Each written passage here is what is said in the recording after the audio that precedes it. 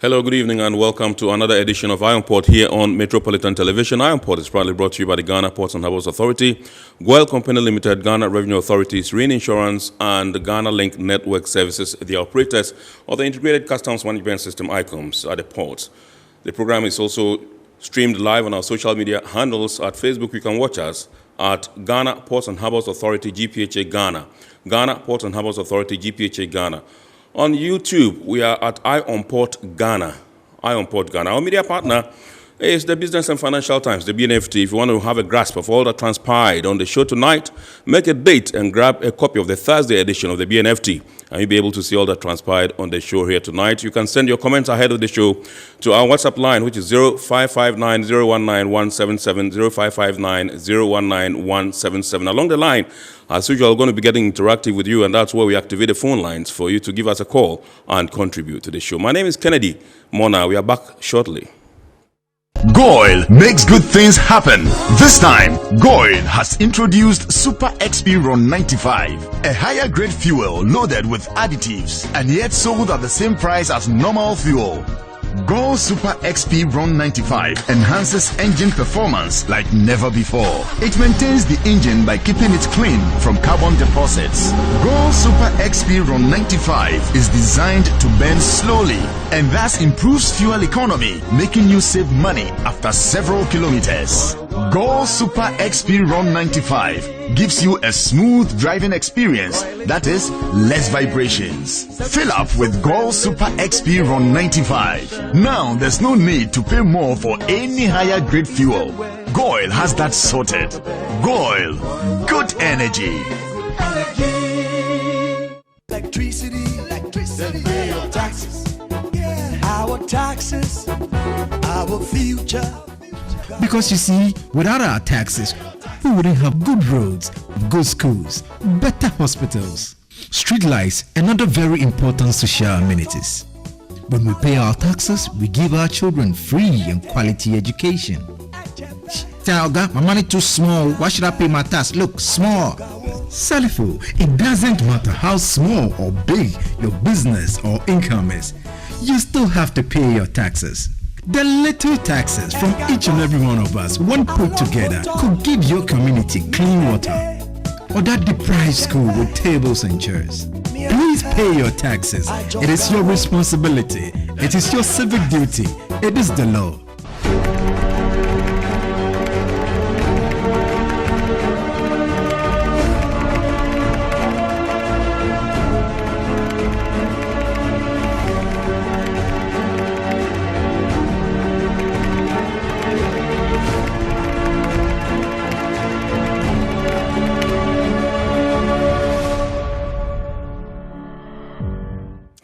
All right, so you'll come back. It's time for us to take a look at some of the happenings in the port and maritime industry in the course of the week, and that's by way of local stories. During the week, the Chief Executive Officer of the National Petroleum Authority, NPA, the Honorable Dr. Mustafa Abdul Hamid, paid a courtesy call on the management of the Ghana Ports and Harbours Authority. Visit was to familiarize himself with the operations of the ports and also to introduce himself and his staff to the management. Plus, the fact that GOIL Company Limited, in the course of the week, also outdoored 4 new directors onto its board. Let's take a look at these stories. The Chief Executive Officer of the National Petroleum Authority, Dr. Mustafa Abdul Hamid, has called on the Ghana Ports and Harbours Authority to strengthen collaboration between the two institutions towards efficiency, growth, and stakeholder satisfaction in the downstream petroleum industry of Ghana. Dr. Mustafa Abdul Hamid said it is in recognition of the key role GPHA plays in the receipt and discharge of petroleum cargo, why collaboration is of utmost importance. GPHA is an indispensable factor, in the organizations and agencies that help us to do our work.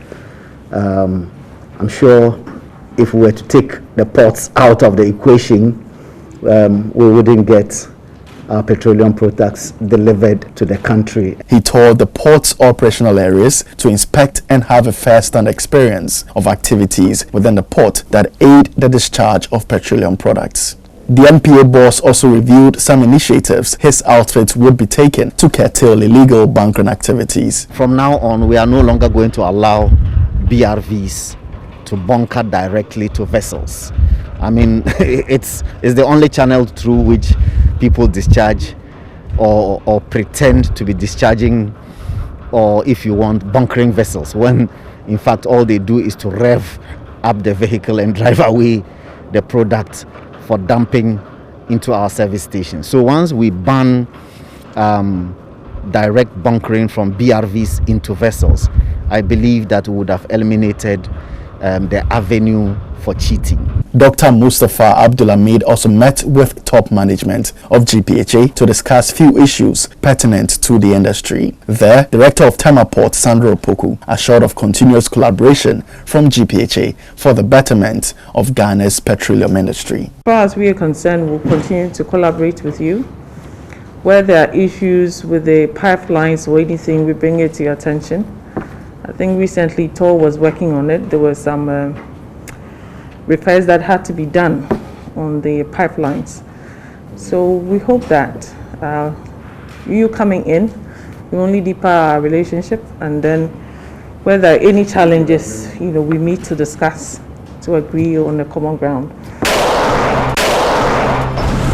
The new board chairman of Ghana's leader in the oil marketing business, GOIL, Reginald Daniel Laye, has assured the company's shareholders of strategic business decisions that would ensure increased profitability so as to boost shareholder value. The chairman of the board of directors of GOIL also said his board would consolidate gains of predecessors while improving systems that need strengthening. Our commitment is to make sure that we build on the successes of the past. Of course, we want to strengthen systems that work well, eliminate waste.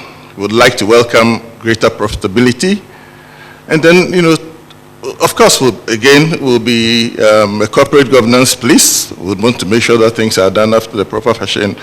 And we would not lose sight of shareholder value. He praised GOIL's resilience over the COVID-19 period to make profit and pay dividends. Reginald Daniel Laye was speaking at a semi-virtual extraordinary general meeting held in Accra for the ratification and inauguration of 4 appointed directors for the board of GOIL. Management and shareholders of GOIL PLC approved John Boedu, Angela Forson, Edwin Provencal, and Reginald Daniel Laye, who is now the board chairman. All right, so those were some happenings in the port and maritime industry in the course of the week. Now I'll go straight to introducing our topic for today. And this week we are taking a look at the freight forwarding industry.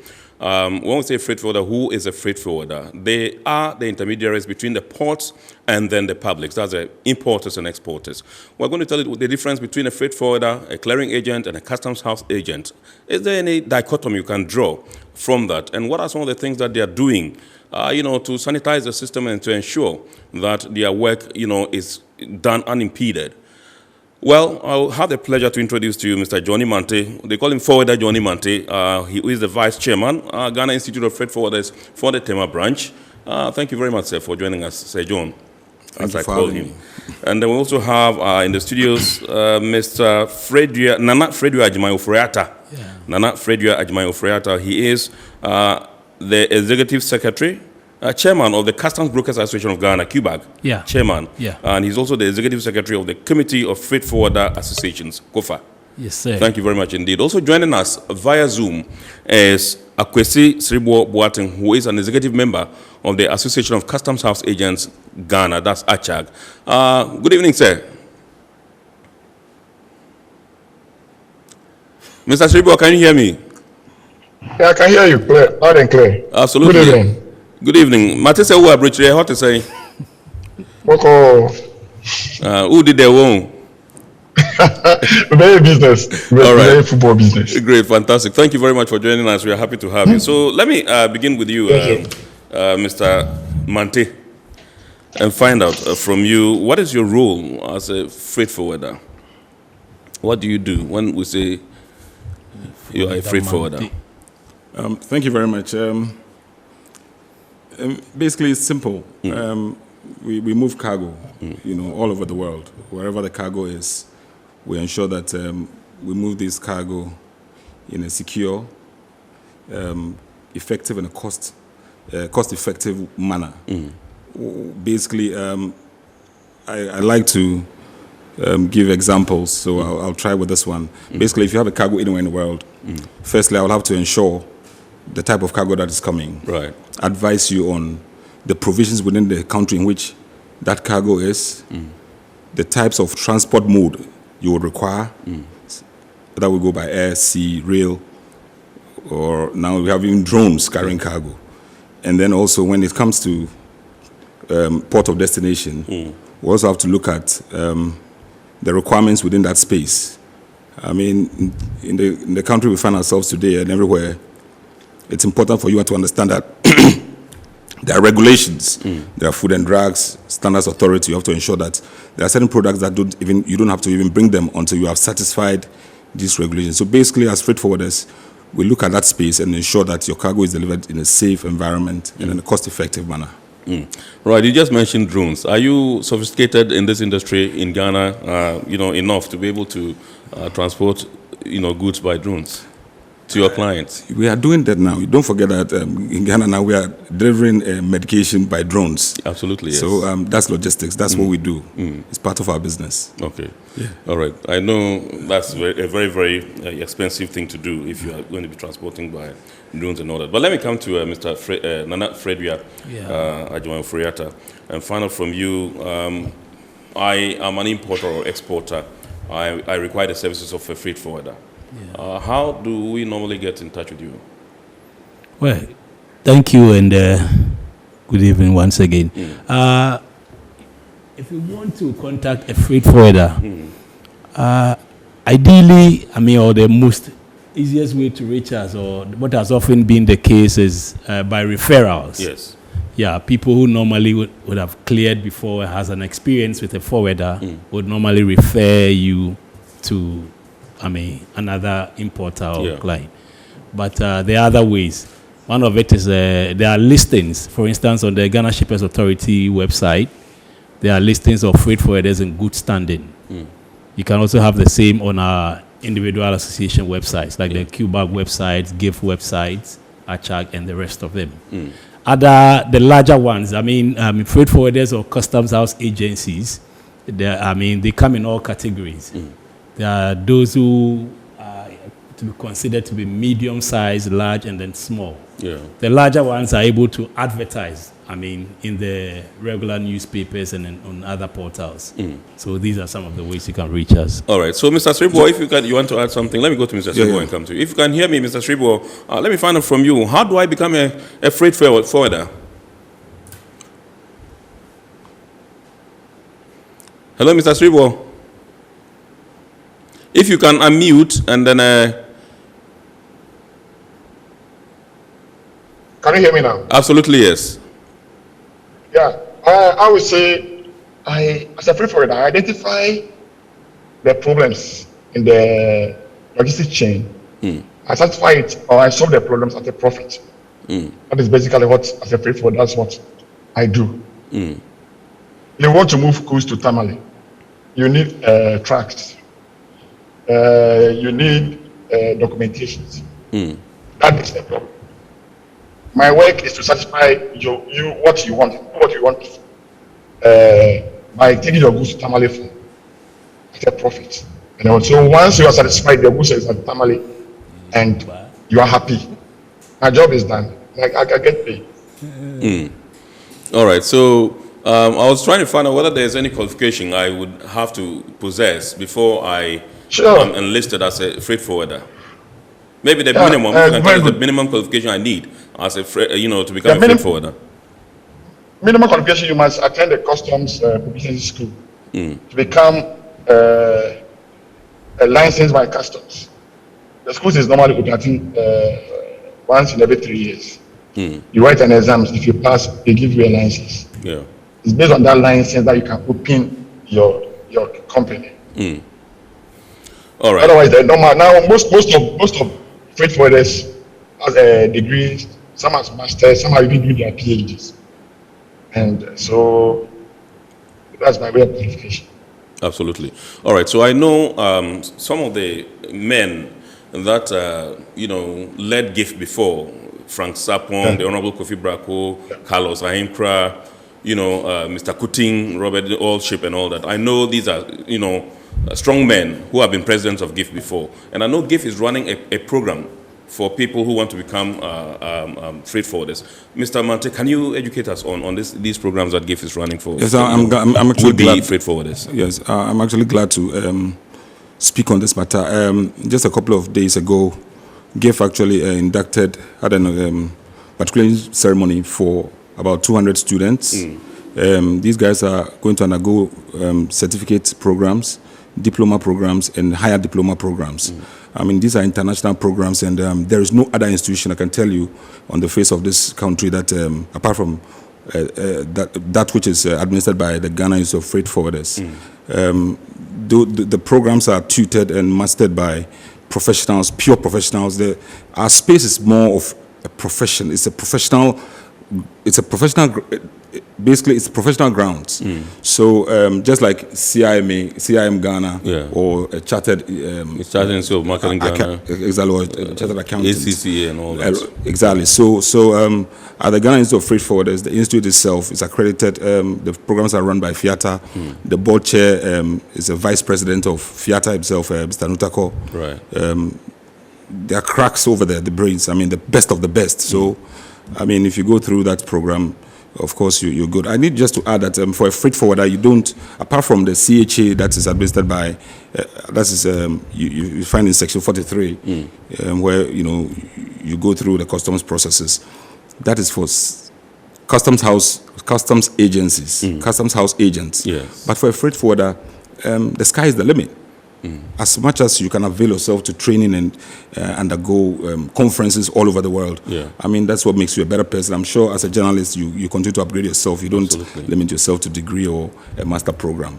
So basically, that's all the space is. In terms of advertising, again, I mean, of course, my colleague mentioned referrals.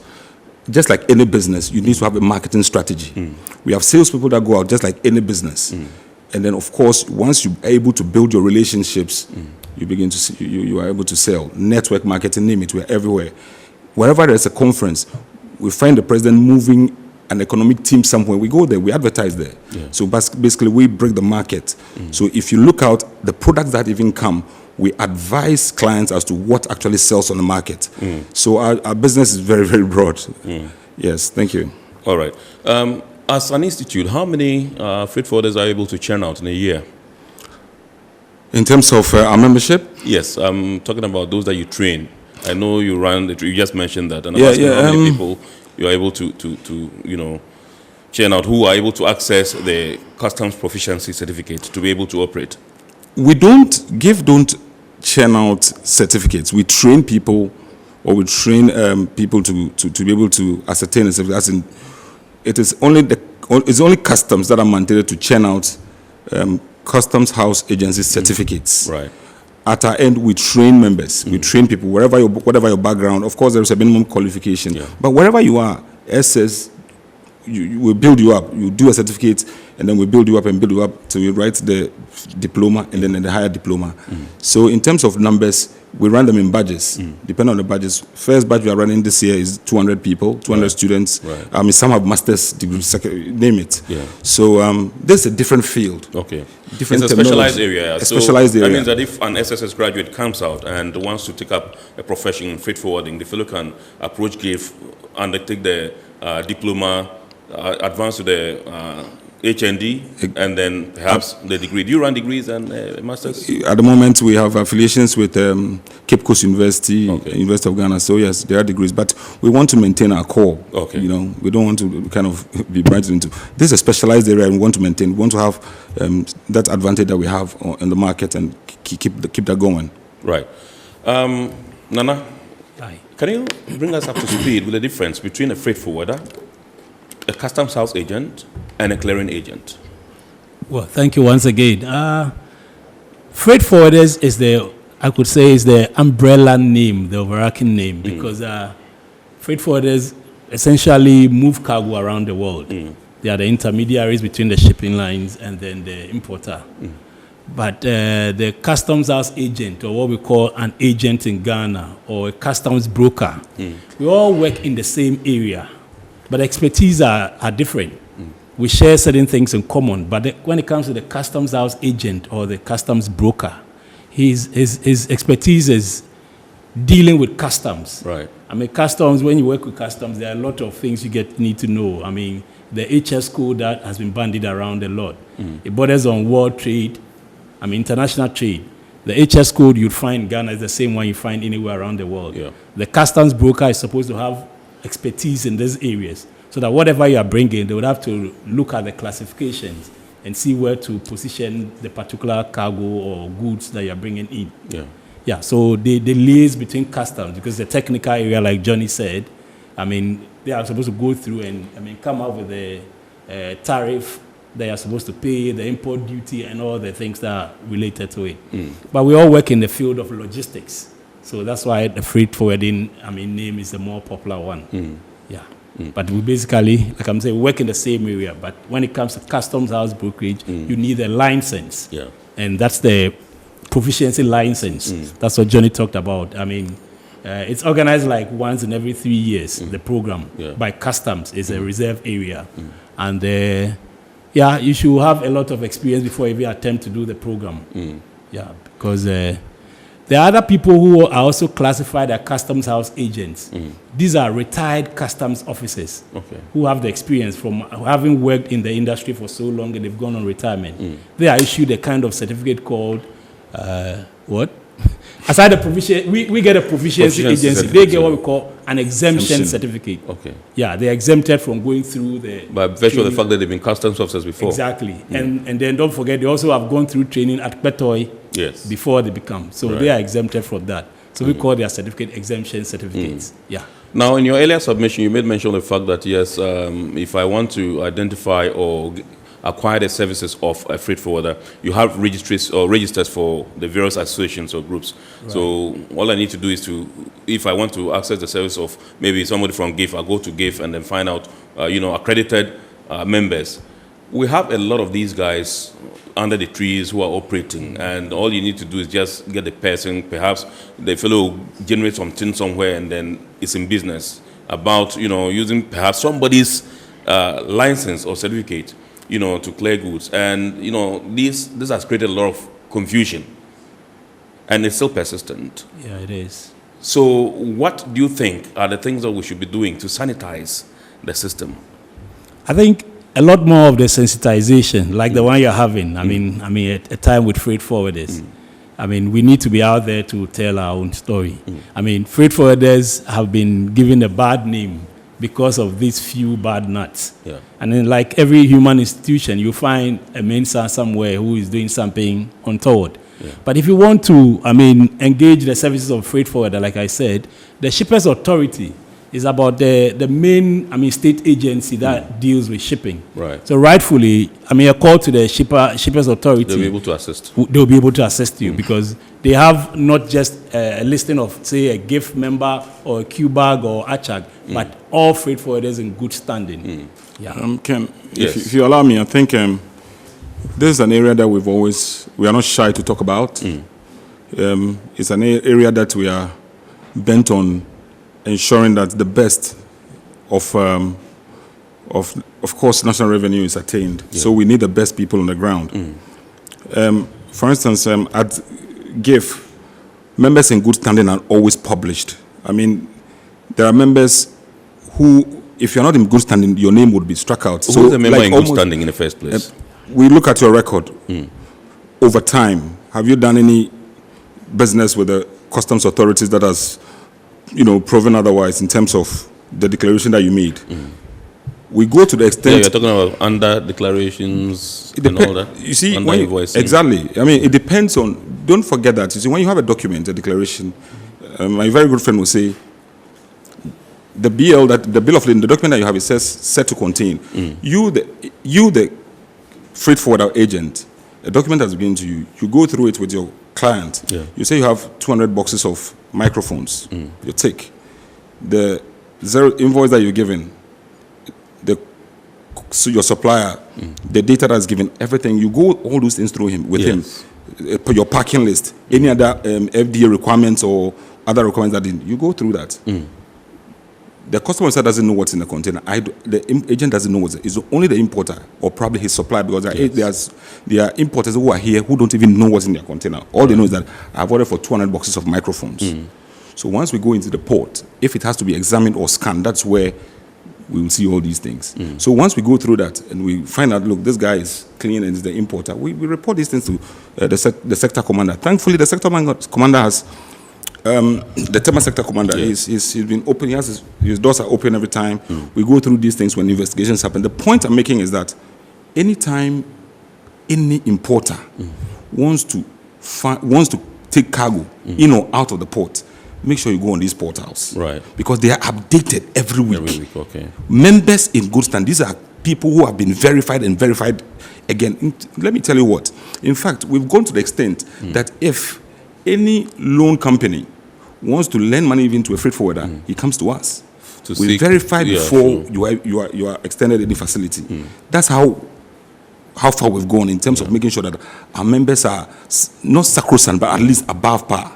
Yeah. So, I mean, in any industry, you find people like that, but we are making sure that every single day we make that stride to ensure that we give the best name that we can, that's, as professionals as we are. All right. So, yes, you go to our portals there. If you don't mind, I will give you, for GIF, for instance, you go to www.giveghana.com. Okay. That's the portal. And then the website is www.ghanafreightforwarders.org. It's there, all the members. If you pick one and you have a problem, you know where to go to. Easily switch. Exactly. Next one, okay. Or you can come to GIF and then they would. We have a disciplinary. In fact, at GIF we have a disciplinary committee. At COFA there is a higher disciplinary body there, and we look at these issues and we make sure that the best is given to the client. We are there to support everyone and make sure that the right things are done. Okay. Let me come to you, Mr. Sribo Boateng, if you can hear me and find out. I was just finding out from your colleagues in the studios as to what they are doing. You are an executive member of ACHAG. What are you doing to ensure that your members operate in an atmosphere that does not create problems for you? Well, can you come up with a question again, please? I'm asking some of the things or measures you are instituting as an association to ensure that your members operate without, bringing you into disrepute, without dragging your name in the mud. We have people who would collect importers or exporters' money and then swindle them. And we have people who are not legitimate operators or legitimate freight forwarders. What is your association doing to ensure that people who operate under your name do not flout the rules? Well, thank you very much. Firstly, that's the main reason why we have COFA, being the umbrella body. Previously, someone would misbehave at Cuba or give for WhatsApp and just move to, let's say, from Cuba, he moved to give. Now, with the us coming together under my umbrella, it's not possible for you to misbehave at A and move to B. Two, as my brother Johnny said, we have military committees that when you misbehave and it's reported to us. I said I think 2 years on that committee as a vice chairman, and we're settling a lot of cases. Then I also blame some of our importers. But at my office, when I clear one container, I charge per the standard charging scheduled by the Shippers Authority. The same container be cleared by somebody for 200 Ghana cedis, below what he's supposed to charge. So if you went for an agent, so-called agent, who is sitting under a tree, one, you don't know his office, you don't see his license, you don't see his ID card, you've given him 80,000 Ghana cedis to work for you. Now he's nowhere to be found, and you blame us the free force. No. So if you want the cheap side, you go under the tree and you are swindled. Why blame me, Johnny, or Floriata? It is not fair. So come to our offices, go to our associations, get qualified freight forward, licensed freight forward. You come to my office, my license is displayed. So you know I am licensed. We see my staff, they have the ID, the company ID, association ID, the GPHA ID, hang around their neck. So you know you are dealing with the right person. But this is a situation whereby you go and you want the cheapest one and that's when you blame us. So one, we are putting measures in place to make sure that our members are compliant. The importers and our clients should also try and get qualified people, qualified freight forwarders to work with. And I think some of this can be minimized. Absolutely. Thank you very much indeed. I just wanted to find out whether there's a mechanism you use across board to ensure that your charges are uniform. Yep. Yes. Sorry. I'll come to you. Yes, Mr. John, Tribo, yes. John, do you want to take that? Okay. Yeah, give as a tariff. actually has a tariff. Cuba has a tariff, but Ghana Shippers Authority has one, broad-based one as well on their website that we are all supposed to work recently with. We received a letter from them that we should submit our tariff for this year, which we are working on. So that is that.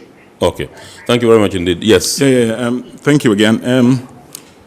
In our space, our regulator is the Ghana Shippers Authority. We are under the Ministry of Transport. Of course, we deal with finance. We deal with trade as well. Yes. Yet, Ministry of Transport under with the Shippers Authority as a regulator, what they do is that every year we are supposed to submit, meet, and negotiate as per the law, LI 2190, where all of us go to the Shippers Authority, we meet, we discuss the tariff, because of course we don't want to just say I'm charging you 1 by 20 feet contract, measure 5,000.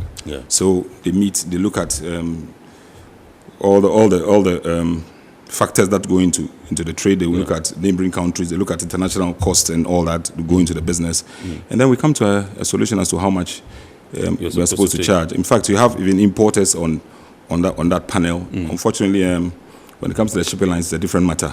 Probably we'll get there, we'll cross that bridge. All right, so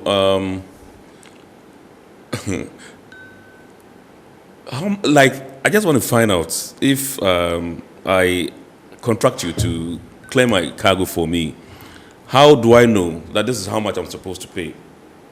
Because you have negotiated with the Shippers Authority, you have your tariff. How am I, as your client, going to be able to know that this is the required amount I'm supposed to pay for the services you are rendering to me? Right. I mean, this again goes back to the Shippers Authority. Like Johnny and the others, and Strabo has already indicated, we sit and then negotiate the rates. So when these tariffs are agreed on, it is also published in the dailies, in the state newspapers. Right. So you find a publishing of that. Right. Otherwise, the various associations also publish them. And we have a book of the tariffs, professional fees. We call it professional fees, both for the airport and then the seaports. Yeah, this is also published by the various associations. But talking about, I mean, let me backtrack a little. Talking about the bad nuts or the bad agents. I mean, Cuba, our motto is honesty and efficiency. This is where we don't look at getting the numbers, but we actually go out of our way to find out the background of the people. We allow them to become members of our association. We actually do a lot of due diligence before we are that, because we are more aligned to the customs house agency bit. And because we are custodians of government revenue, you will think that we have to be a bit more stringent. And then one of the things we do with customs is also what we call a bonding. We're supposed to have a bond between us and the state that protects government revenue. So some of these things are some of the safeguards that shippers who want to do business with our members can rely on, because you know that at the worst, when there's an issue, you can fall back on the mother association, and they would have to sit with the customs and then resolve the issues. But the first thing you have to do to engage a freight forwarder or an agent, as we locally call it, is to check their ID card. Because if you check the ID card, at the back of each ID card, you find a certain number, which comes back to us. So whether it's a fake one or it's an expired one, we can be able to verify and tell you that, well, we can vouch for his propriety. Authenticity. Yeah, okay. authenticity. All right. That's one of the things to do. Okay. For that, Johnny, would you want to share with us some of the factors that goes into the calculation of your tariff, and whether you also want to share with us what the current tariff is?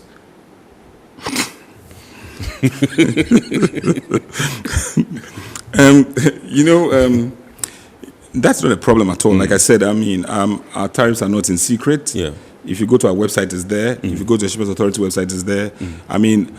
Our tariff is the most publicized tariff within our space. The Ghana Shippers Authority is always publicizing our tariff, so it's no secret. I don't have, because basically you can bring a box of chocolates. There's a tariff, a charge for it. A container of sugar, there's a tariff for it. A vessel of rice, there's a tariff for it. So to be able to give you specifics, it depends on the commodity. Exactly what goes into it. And then, of course, somebody was saying 200 Ghana is big. these are the ceiling.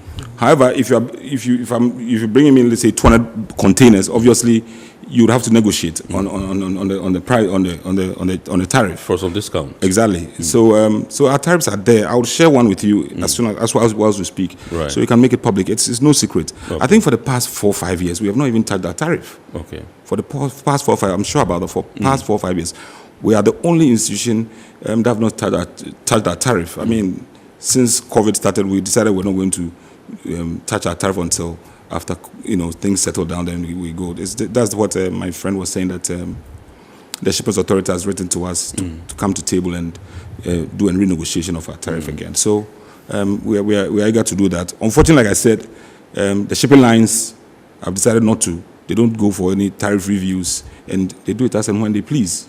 We are law-abiding and will continue to obey the laws of this country. Right. Okay, so let me come to you, Mr. Sribo, and find out, have you taken Marcelinus charges off your rates? No, I have not. Why? When you say miscellaneous, yes, it depends on what do you mean by miscellaneous. We have different type of clients. Yeah. If you ask me to do an IDF for you to do a transfer, that is the extra charge extra work I am doing. There are a lot of things we do for our clients that does not come within the tariffs. I am loading 30 containers. I need to buy seals for each of the container. That one is not in the tariff. So those petty things must be grouped and charged as miscellaneous. So miscellaneous is not monies that we think we just want to charge, but there are petty things. There are times you have to go on appeal. There are times you have to take sample to the head office. There's transport involved. I need to go to Accra and come back. Those monies must be grouped together as miscellaneous, and the client must pay me for that. So that means that it cuts across. You guys have not heeded the call for, because that's what most of the importers and exporters complain about. What Marcelinus, somebody will charge Marcelinus in Kwabe 5,000. Ken, you see what we are saying. Ken, what we have stated again, and it's very important that people begin to look at the space in which we find ourselves today. Under no circumstance should you first and foremost give any document to anybody unless you have verified the person. That's the first thing. Right. These miscellaneous expenses that you are talking about, I'm telling you, it's because most of these people who are doing this, they are not, you can't find them in our domain. As simple as that. Ken, would you go and give anybody 2,000 cedis for miscellaneous expenses? Would you? It doesn't make sense. You wouldn't do that. Yeah. So we don't. So verify the person. It's as simple as that. There are scammers everywhere. You know. Yeah. People. You would have people call. Look, I've had experiences where people have called customs officers. Their photos have been used to defraud people, saying that, this officer is selling auction vehicles. Yeah. Fake. Yeah. What we are saying is that GPHA has a tariff. I wonder how many people have seen that tariff, but it's there, it's clear. Everybody within our space are supposed to go to by law, 2190, my brother will read it to you. You go to the Ghana Shippers Authority, you negotiate on your charges. Yeah. The point is that it is expected that, or it's assumed that the Ghana Shippers Authority, under the Ministry of Transport, they have experts. Right. They have facts and figures, data within the sub-region and international, and with our international partners. So they look at all these things, look at the job you do, and then we develop the charges. So these are basic charges, including the importers themselves. So it is not as if we go and sit somewhere and then we decide on what we do. Yeah. It would interest you to note that some of our charges are the lowest within our space. If I tell you how much, you'll check the tariff and we'll probably make it public. Yeah. How much we do for 40-footer content and the kind of work that we do, it will amaze you. Okay, so like Sribo said, there are certain things we do outside that domain. As a freight forwarder, you probably pick a container from, say, New York. The container has to, apart from that container, you're not just picking that container. You have to group the container, get people to come and load that box. That's outside of GPHA tariff. This is something you are doing outside the main customs domain. So there are a lot of things that we do that you will not be captured here. If you go to the shipping lines, there are things that they do, basic service charges that are straight. For instance, if I come to GPHA and you give me a bill of 120 Ghana cedis, say for fixing of ties. Yeah. It is the same amount I have to transfer to the client. I don't add a penny. That is not the same with the shipping lines. When a shipping line picks a bill from GPHA, he doubles it before he gives to the client. Those are the issues that we have to look at. Okay, we'll get there. Let me come to you. There are instances where some importers or consignees put you in trouble. Why? Because they bring a consignment and sort of like there's contraband. Yeah. And so when something like this happens, how are you able to extricate yourself from the mess? Well, it's good to answer, but before I do that, let me backtrack again. Give you my take on miscellaneous. Right. One of the things that also, accrues to what we call miscellaneous is that, like they've all said, we do other services beyond the clearing, the core clearing of the goods. So some of them are dealings with the various MDAs, the ministries, departments, and agencies. Yeah. So for instance, you have an office in Tema or airport, you have to go to Standards Authority at Legon, you have to go to FDA at Legon, you have to probably go to Veterinary Services Authority around Labadi to secure probably an import license or permit or whatever the case may be. All these services that we do involves cost and some running around. These are the things we group under what we call miscellaneous. Ideally, miscellaneous shouldn't be more than 30% of the charge you are taking. Ideally, that's the rule of thumb. Okay, so now let's come to the major question. Yes. Having contraband in containers and things like that. I mean, like... all of a sudden, the consignee sublimes, vanishes into thin air, and you are the one that's being held because you are the one that was trying to clear the consignment. Exactly. Like the law of agency says, you are representing the principal, who is the importer. So you will be held, responsible up until you're able to produce the importer or the shipper. Yeah, but here you are. The document that actually brings in the thing from the start, that's the BL, says it is said to contain. Yeah. So you have not been able to verify. Like Johnny said, none of us have been able to verify. Yeah. But if you do your work and you go through the processes they have to go through, then the container in the first place will only be opened in the presence of the customs officer. And then, depending on what is in the container, a few other officers have to be around. If it has something to do with, food, or drugs or veterinary stuff, then the various MDAs have to be present. So if such a situation is presented and we come and the container is open, and lo and behold, you find something that's contraband, why would you hold the agent responsible? But like I'm saying, based on that law of agency, you are representing the importer. So you'll be held up until the time you're able to produce the importer. But the law says, innocent until proven guilty. It's part of the hazards of the job. So you'll be held up until the person is found. But obviously the agent has not done anything. He's not a conspirator. He didn't conspire in the packing of the goods. He knows nothing about it. In certain jurisdictions, and this is what we are advocating for when it comes to Ghana, customs is moving towards what they call advanced clearing procedures, where there's less and less intrusive inspection. There's a customs WCO document that talks about NII or NI, which is non-intrusive inspection. If we are heading in that direction, a lot of these things will be eliminated. Because in certain jurisdictions, like I'm saying, the goods are having cleared without agent actually going to see the container in which it's clearing. They don't get to see it. So if that's the situation, then it's going through the scanners and they verify the things that I need. If they find there's something wrong, how do you hold an agent who has not even touched the container or seen the container?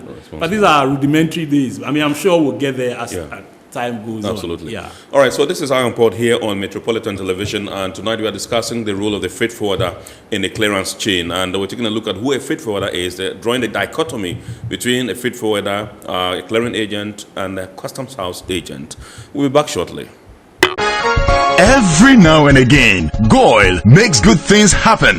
This time, GOIL has introduced Super XP Ron 95, a higher grade fuel loaded with additives and yet sold at the same price as normal fuel. GOIL Super XP Ron 95 enhances engine performance like never before. It maintains the engine by keeping it clean from carbon deposits. GOIL Super XP Ron 95 is designed to burn slowly and thus improves fuel economy, making you save money after several kilometers. GOIL Super XP Run 95 gives you a smooth driving experience that is less vibrations. Fill up with GOIL Super XP Run 95. Now there's no need to pay more for any higher grade fuel. GOIL has that sorted. GOIL, good energy. Electricity, then pay your taxes. Our taxes, our future. Because you see, without our taxes, we wouldn't have good roads, good schools, better hospitals, street lights, and other very important social amenities. When we pay our taxes, we give our children free and quality education. Talga, my money too small. Why should I pay my tax? Look, small. Salifo, it doesn't matter how small or big your business or income is, you still have to pay your taxes. The little taxes from each and every one of us, when put together, could give your community clean water or that deprived school with tables and chairs. Please pay your taxes. It is your responsibility. It is your civic duty. It is the law.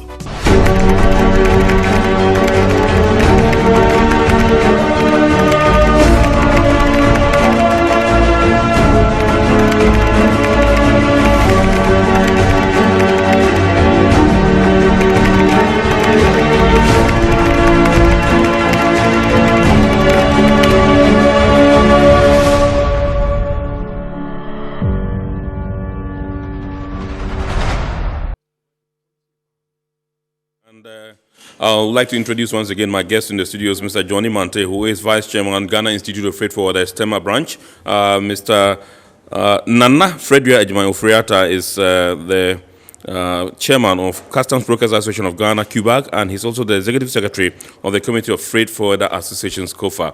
Also joining us via Zoom is Akwesi Sribo Boateng, who is an executive member of the Association of Customs House Agents Ghana, ACHAG.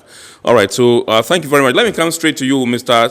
Sribo, if you are on the line, and find out. I know that as freight forwarders, you work with some, you don't operate in isolation. You don't work in a vacuum. You work with some key stakeholders. Who are some of these stakeholders you work with? Standard Authority, Food and Drugs Authority, EPA, Narcotic Control, BNI or NIB. Customs, GPHA, I think so far that's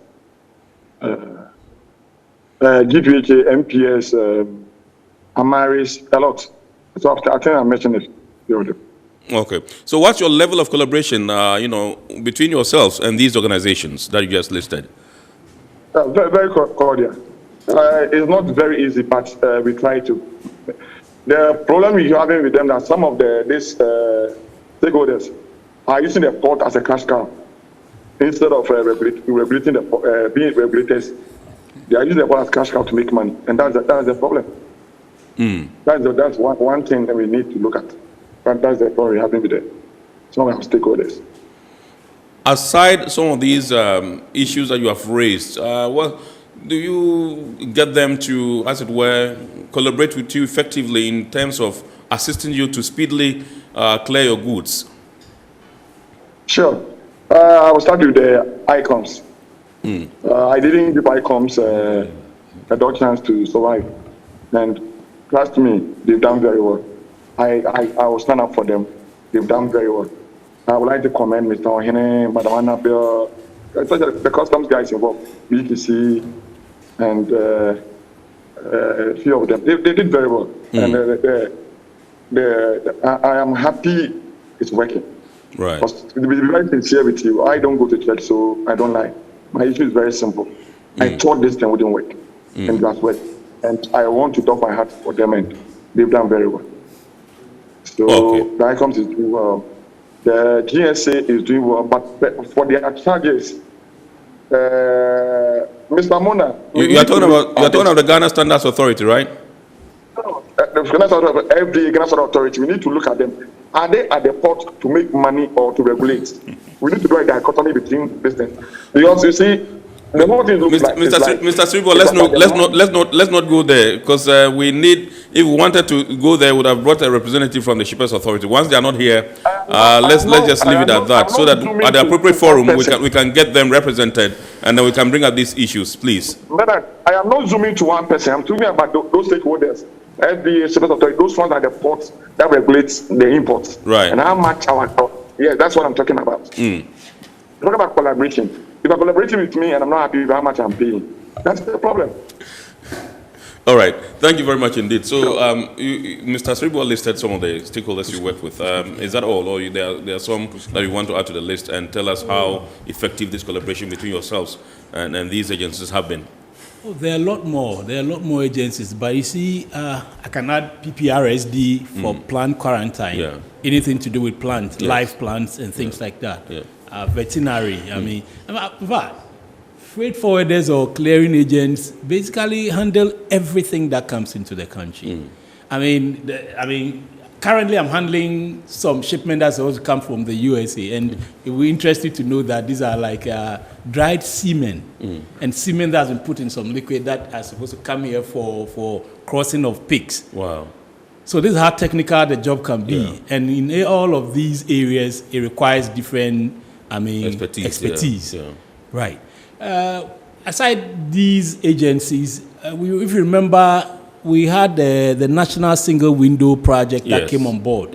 Yeah, it's supposed to have done us a lot of good by limiting the number of agencies, the MDAs that we operate with at the port.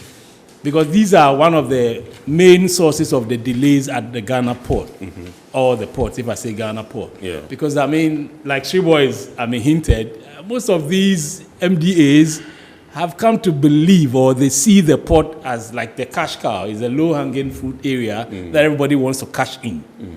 Those who are supposed to be just regulating, they keep increasing their rates and tariffs, and you wouldn't understand whether they are commercial entities or they are regulators. This is the problem we have. So we have some people called GMIS that's supposed to limit the number of MDAs that help with the clearing to just 3 of them. So currently we would have to deal with the FDA. That's the Joint Inspection Management System? Yes, Joint Inspection Management system. So, this is what is limited down. Otherwise, you have to deal, in some instances, you have to deal with about 8 of these MDAs at a go. And one of the frustrations that we go through is that at the point when one of the agents is ready, the MDAs is ready, the other is not ready.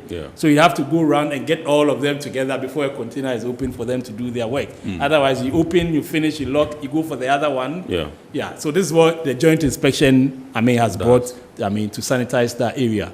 But we deal with several other more agencies. Right. All right. So I'll be coming to some text messages that we have received. But let me come to you forward, Johnny, and find out what are some of the challenges. I know that automatically they just listed some of them. What are some of the challenges you encounter in the line of duty?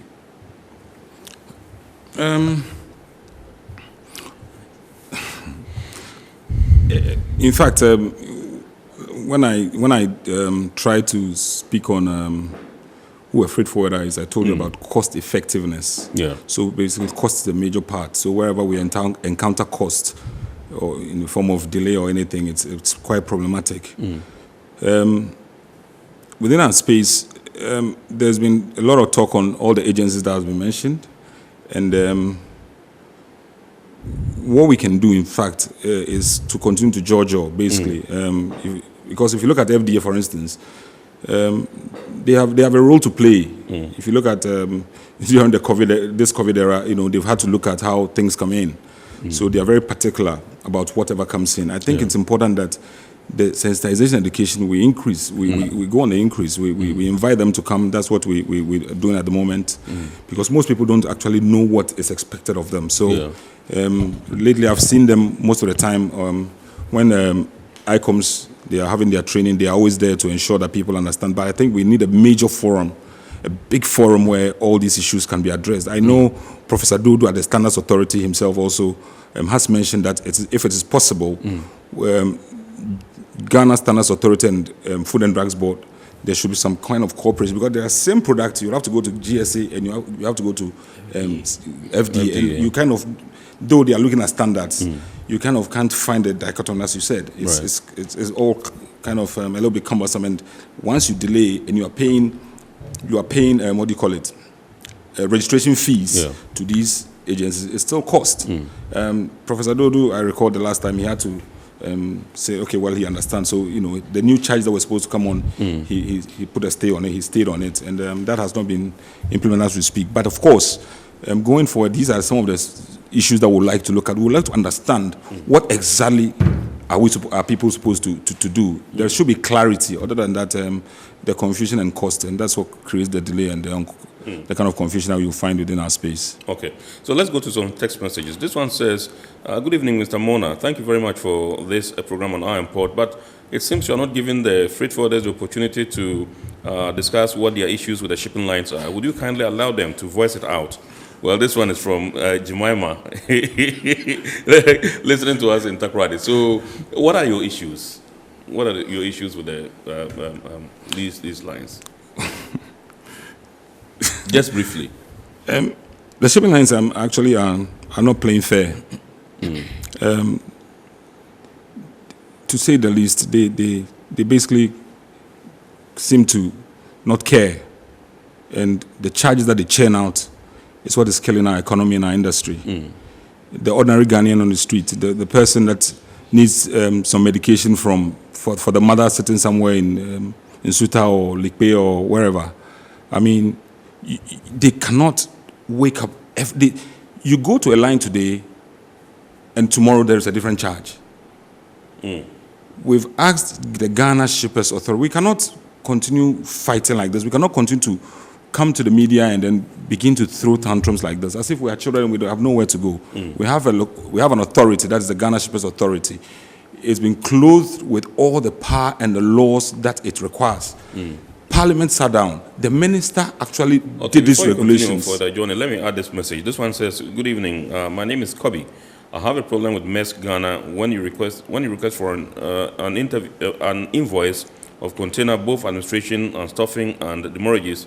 They will give you only the administration, leaving the unstuffing and demurrage. When you resend request for additional demurrage charges and others, it takes 3 days or a week. And when you call them, sometimes they pick up and hang up, or they will pick up and ask you to hold on or pick your bill of lading number. Someone is working on it, except it is in 15 minutes. The next time you call, they'll say expect it in 30 minutes, and then you don't actually know how these things are. I mean, it's jumbled up. Representatives of Maersk Line, most of them sit in India, and you make a request for. I don't want us to be fixated at one particular entity, even though this particular person cited Maersk. But I think that we're just looking at your relationship with the shipping lines and how it is affecting or impeding your work. The shipping lines are not playing fair. We are not asking for too much. We are only asking them to play fair. We are asking them to abide by the regulations as set out in LI 2190. The Shippers Authority are supposed to regulate all charges within our space. They don't do it. They port additional charges. What is port additional charges? If anybody said port additional charges, in your mind, you probably feel it is a GPHA charge. It is not. It's a charge that's emanating from the shipping lines. I loaded containers yesterday. Today, I cannot return the containers. The lines are closed. You can't pay. Look, customs works 24/7. Why is the shipping lines not working 24/7? Why? Today, you can pay your duty at 2 a.m., 3 a.m., 4 a.m. You can't do that with the lines. You can't pay. 2 o'clock, their portals are shut. You have a container, you are returning it, they are not working. But don't forget, they keep charging you. Saturday, Sunday, holidays, the shipping line is charging. What wrong have we done? What is it? Tell me, which space does this occur? We are not asking them for favors. We are asking us, play fair with us. If I have to pay 200 cedis, why am I paying 200? I think you will do that, wouldn't you? So why is that? They are not fair. Look, let me tell you what. Barge freight, consolidated shipping, most of these guys, there is no job under the sun that they cannot do. They do the biggest these are jobs. Local companies. I'm telling you, a Mari Power project, it was done by these guys. The lines have come, instead of them bringing money into the country, especially because once your vessel comes to town, all right, the line over there, that's, say, name it, you're not supposed to, you say we shouldn't mention lines. They're supposed to send money over here because there is the voyage estimate. You are doing a voyage estimate, you say, okay, when I come to Tema, GPHA and all those things, I have charges to pay. They don't do that. Right.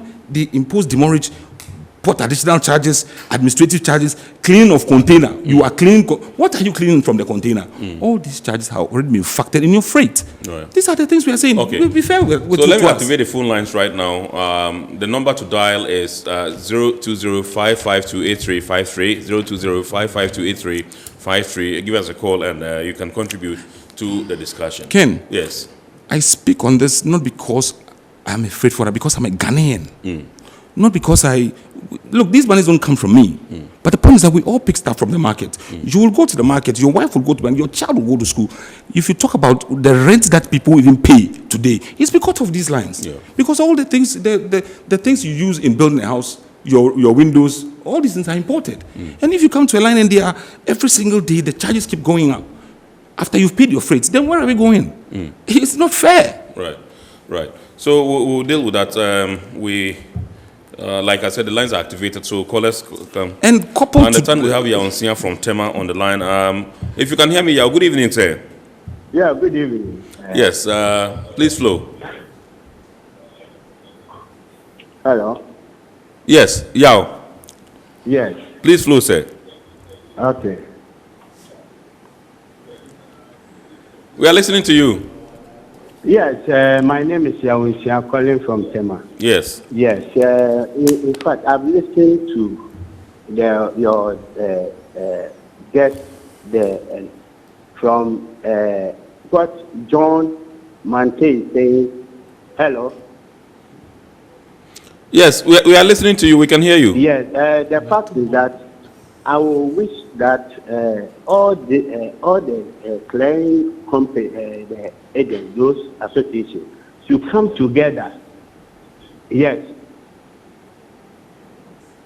Okay. All right. They should come together under the Customs House Agency.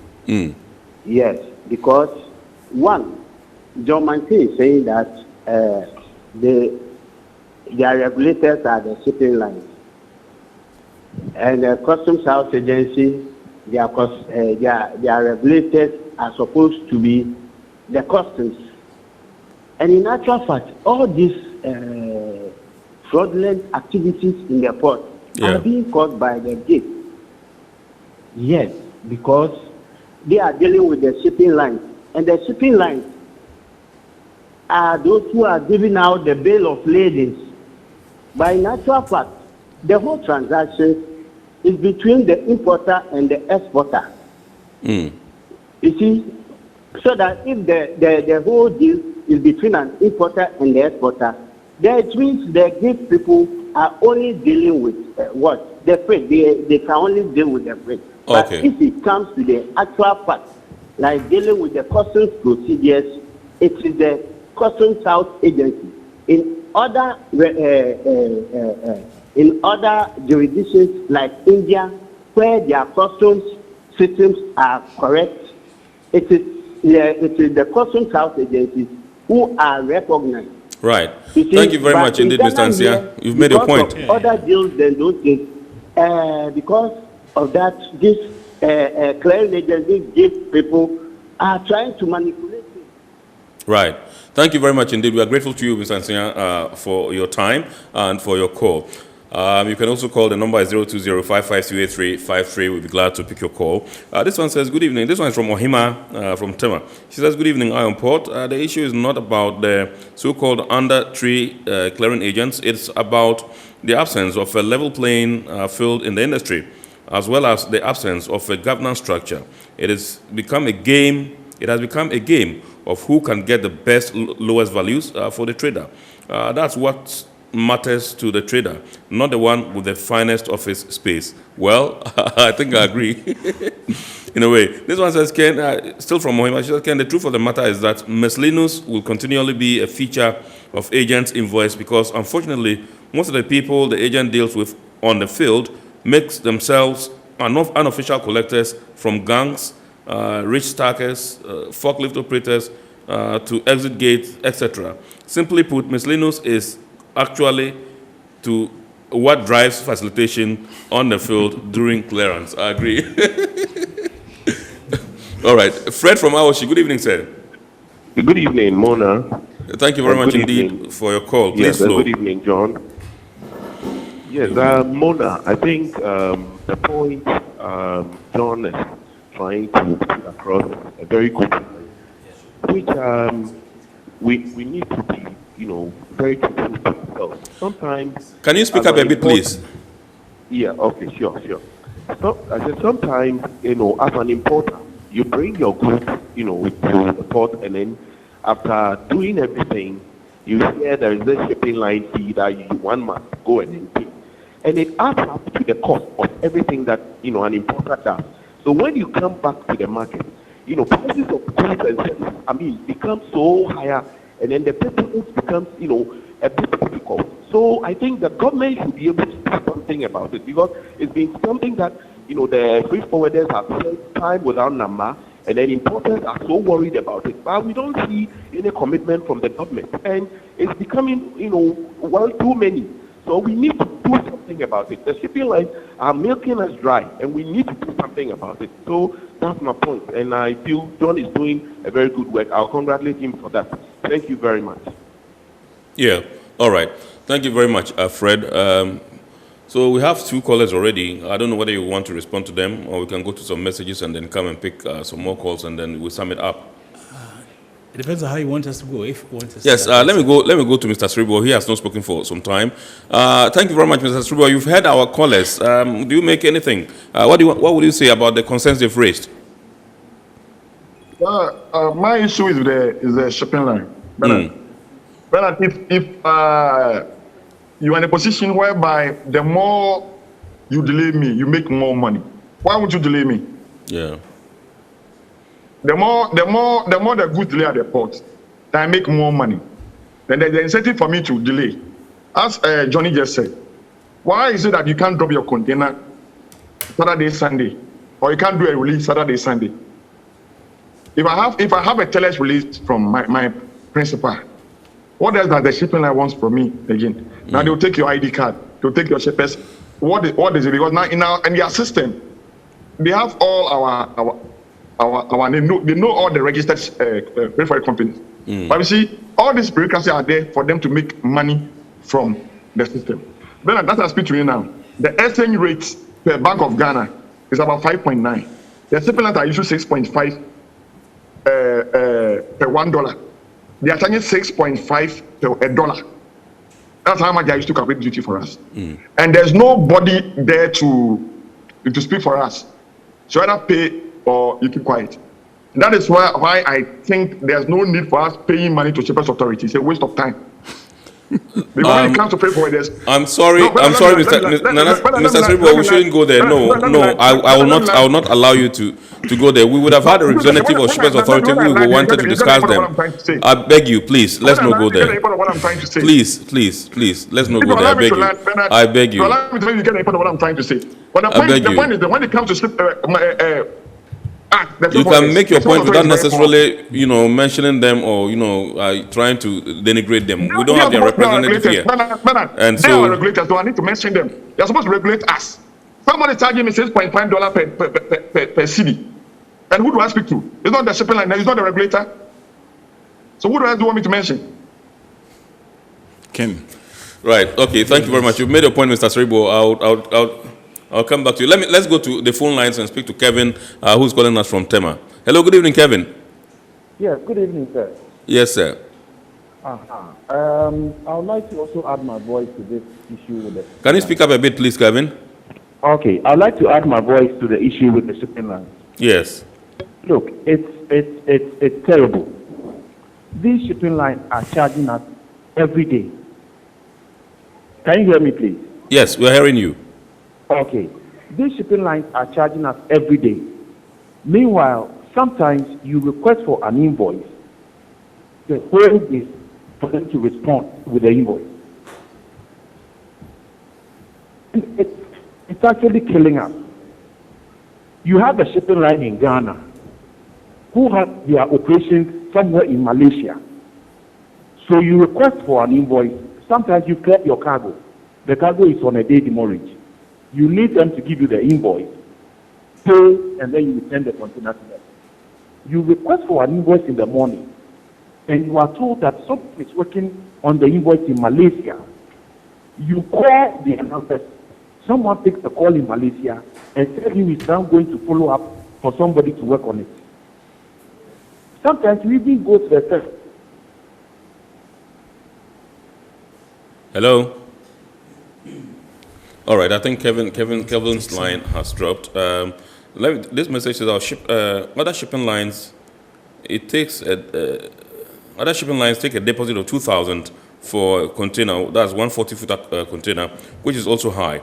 Let's not forget there is this national security officers who gives us problems when your document is green. The driver can pick up the scan around 10 p.m. This security will ask the agent to come around 1 a.m. or 2 a.m. and sometimes he'll ask you to cut the seal out from the container, which means while the document is green, after giving him the documents to go through with the invoice and a packing list, he even doesn't know what he's doing over there. So please, we need educated national security officers, not non-educated people. Okay, I think it's a concern that the authorities are listening to, and perhaps if there's need to make adjustments and changes, if indeed what you're saying is true, they would try and then address it. Yes, Nana, you wanted to make a submission. Yeah, I just wanted my take on the shipping line issues. Yeah, they've come in for mention, not because we have anything particularly against shipping lines, but of the port digitalization, the paperless port, the national single window, all the various projects that have been undertaken at the port. Yeah.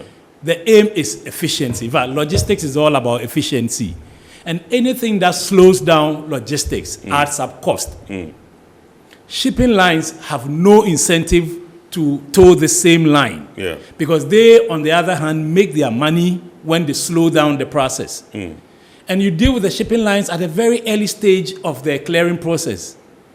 Sometimes even before you pay duty, or immediately after paying duty, you have to go and get what we call first release from the shipping lines. Okay. So they really have no incentive to, play their role in this port efficiency project. So, like we are saying, whether they have to delay you to make some more money from demurrages, whether it has to do with exchange rate disparities. Unfortunately, the governor of the Bank of Ghana says they can't do much about it at the last presidential business summit. We're almost helpless when it comes to the shipping lines. Okay, so let me pick Mimi from Tema. I think today most of the callers are calling us from Tema. I don't know whether it's because you have your base there. But good evening, Mimi. Good evening, sir. Yes, thank you very much for calling in. Please go ahead with your submission. Thank you for the opportunity as well. I would like to contribute a little to what my bosses are saying. You see, when you go to the airport, they don't charge weekends and then holidays. But when you come to Tema port, the shipping lines charge holidays and then weekends. Meanwhile, we work, but they don't work during those times. So as my boss there is saying, they are not being fair to us. So my plea is that they should consider certain things they do, because they are really, really collapsing our jobs. Because you charge all these things, and then when you are charging an importer, you will say that I'm paying too much on this consignment, so it affects your charges. So we are pleading with them to really take a look at it. Thank you. All right, thank you very much indeed, Mimi, for calling us from Tema. You are indeed our last caller for tonight. We're not going to be able to pick any more calls. And so, yes, you were making your submission, Nana Ofriata. Like I'm saying, the shipping lines have no incentive to play their role in this port efficiency project that we are embarking on. Because, after the signing of the trade facilitation agreement, we are supposed to do everything possible to enhance trade. Yeah. And they have no incentive, like we said. When you even finish at the tail end of the clearing process, when you've actually taken your goods out of the container and returned them to port. For instance, as we sit here today, MPS is working. GPHA is working. Shipping lines are not working. Yeah. You can't return your container to their depots. Yet, you have to hold it. So if, for instance, you finished on a Friday and you want to return it, if you didn't get there before 4 o'clock, there's no way they can take your container. So you have to hold on to your empty container at your own cost. You know, the transporter who brought it, he has to carry it on. It's your headache from Friday night all the way to Monday before they will accept this container. Why do they do this? It's only one, the profit motive, so that they will charge you for the days that you're holding on to their container. So the question is, why wouldn't the port authorities come together and then let's see how we can do this, digitalization or facilitation business to accommodate the shipping lines and the mess they are creating around the port. Right. It beats my imagination. Logistics is all about efficiency. You see, Ghana, our ratings in the Logistics Performance Index of the World Bank, we are currently around 2.45. When we are compared to our neighbors, even though we've had, a state-of-the-art port in the port, Terminal 3 MPS, and all of these things that government is doing to make our port more efficient, the shipping lines, they are our bane. They do everything to add up the cost of clearing and the ease of doing business in Ghana. So our appeal is that the government and the state authorities that have been mandated, clothed with the power to call them to order. All right, this one says, my name is Fulbems. I hope I've not massacred your name, Fulbems. And it says, I would like to plead with you to use your platform to invite the Ghana Shippers Authority to find out from them why they are unable to regulate the shipping lines, and they have allowed them to charge any charges that they deem chargeable for them. Now, for what reason are the shipping lines charging importers port additional charges? Thank you. Well, thank you very much. Your point is well noted. I'm sure we'll deal with it. Mr. Seribo. Mr. Seribo. I'm here. Yes. I'm here. All right, so we have barely 5 minutes to wrap up. Tell me, what are some of the things you would like to see changed so that your operations as freight forwarders would be smooth? We need a very powerful regulator to regulate the activities of the shipping lines at the port. Because you see, even in football, we have a referee, we have 2 linesmen, and then we have now we have even a VAR. So whereby we have a referee who is not fair at the port. When it comes to Chelsea, he's strict. When it comes to Arsenal, he's very soft. There will not be peace. So we need an airline that says that the shipping lines, Saturday, Sunday, you are not able to charge. 2, the exchange rate per the port must be based on the Bank of Ghana rate. So at least if we have this level playing field, as my brother for that has said, check the cost of doing business index of the World Bank again and see the position of Ghana 4 years ago, and just compare where we were. It's all because, as I speak to you now, my workers are working. Let's say the C number on the container is wrong, then there's no shipping line tonight to cross-check. The containers must all pack. If they are 30, I need to leave them there Monday for them to correct the serial number, because they don't have a rep tonight to do it for me. And we are paying money to somebody to regulate it. We are paying nice declaration to be a regulator by their own law. He's not doing his work. So we either empower them or force them to do their work, or give us another authority that will be able, that when the shipping line hears their name, they will shiver. Right. And do their Thank right. you. Thank you very much indeed, Mr. Seribo. We are grateful to you. Thank you very much. You're welcome, my brother. Let me come to the studios. 1 minute apiece, because my producers tell me we have barely 3 minutes to wrap up. So, for the Monte. I'll touch on a couple of things. One, GPHA. We understand there is a very innovative idea of doing 24/7 within the Golden Jubilee Terminal. However, we have put out, there are certain things has to be done before we take off on the 24/7. One, the lights at GJT, we can't work with that. Golden Jubilee Terminal, at the Golden Jubilee Terminal, the lights, if we have to go 24/7, we expect that all the lights are up and doing. The lights are about 500 meters apart. That won't work. Right. If they have to move the lights and then bring them closer together, that would be one. The surfaces are way too oily. People are slipping. Cargo that are eatable cargo, name Edibles, it. yeah. Edible, thank you very much. Yeah.